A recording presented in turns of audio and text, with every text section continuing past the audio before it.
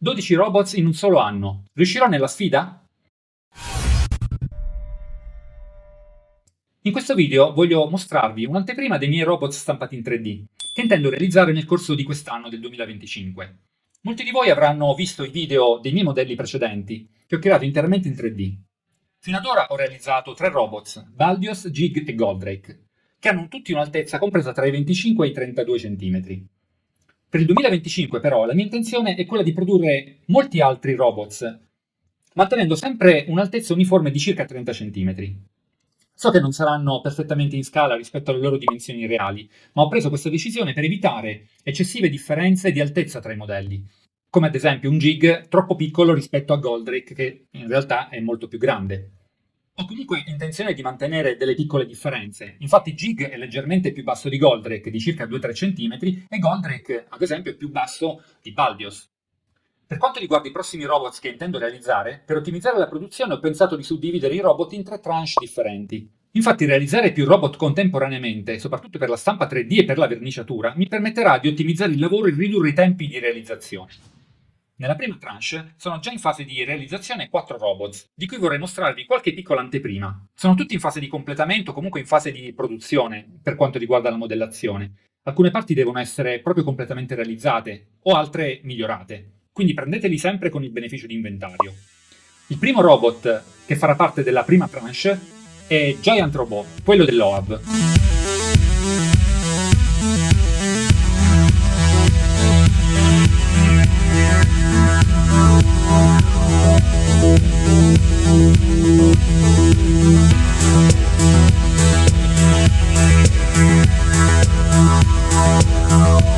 Il secondo robot del primo gruppo del 2025 è Vultus 5.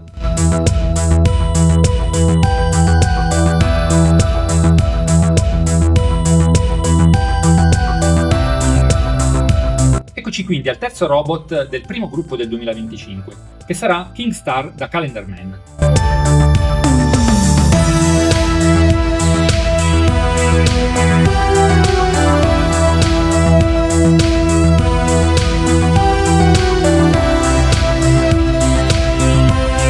L'ultimo robot di questo primo gruppo sarà Daitan 3.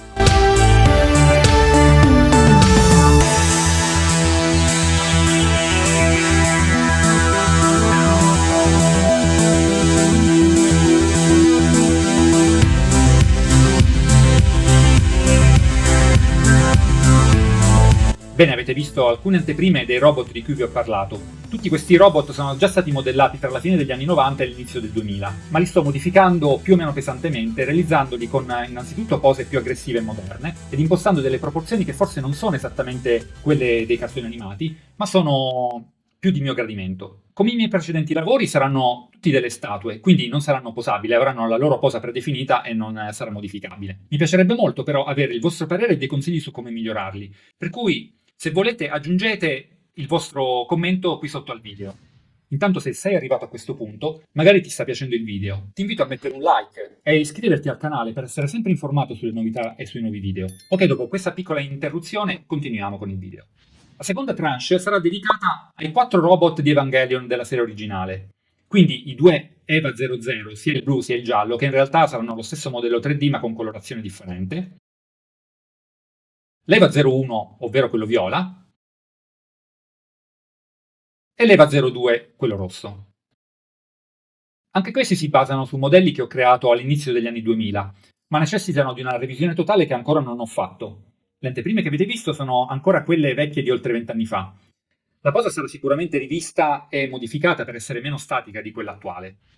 Infine, nell'ultima tranche vorrei tornare ai robot classici, realizzando Mazinga Z, il grande Mazinga, Getter Robot dall'OAV degli anni 90, e infine Zambot 3. Su questi robot c'è da dire che ho sempre apprezzato il design di Getter Robot e la sua colorazione. Per quanto riguarda Mazinga Z e il grande Mazinga, è d'obbligo realizzarli dopo Jig e Goldrake. Mazinga Z in realtà è già in lavorazione e potrebbe essere anche anticipato. Per Mazinga Z e il grande Mazinga dovrò però fare molta attenzione, soprattutto alle altezze, che dovranno essere intermedie tra Jig e Goldrake. Non sono ancora del tutto convinto delle proporzioni di Mazinga Z, Apprezzo molto la versione dell'ultimo Soul of Chogokin, il Kakumei Shinka, che si avvicina alla mia idea di Mazinga Z dei primissimi episodi, con gli arti molto lunghi e i movimenti, mi ricordo, molto impacciati perché Koji non sapeva pilotarlo.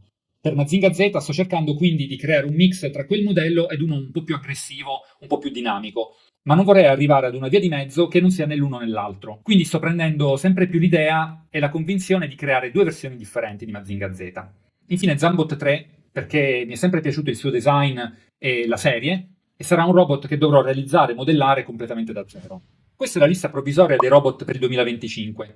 Se avete delle idee, delle richieste o dei suggerimenti, fatemelo sapere nei commenti, anche perché questa lista appunto è provvisoria e potrebbe cambiare anche nel corso dell'anno. Se il video vi è piaciuto, lasciate un like e soprattutto iscrivetevi al canale. Noi ci vediamo al prossimo video. Ciao!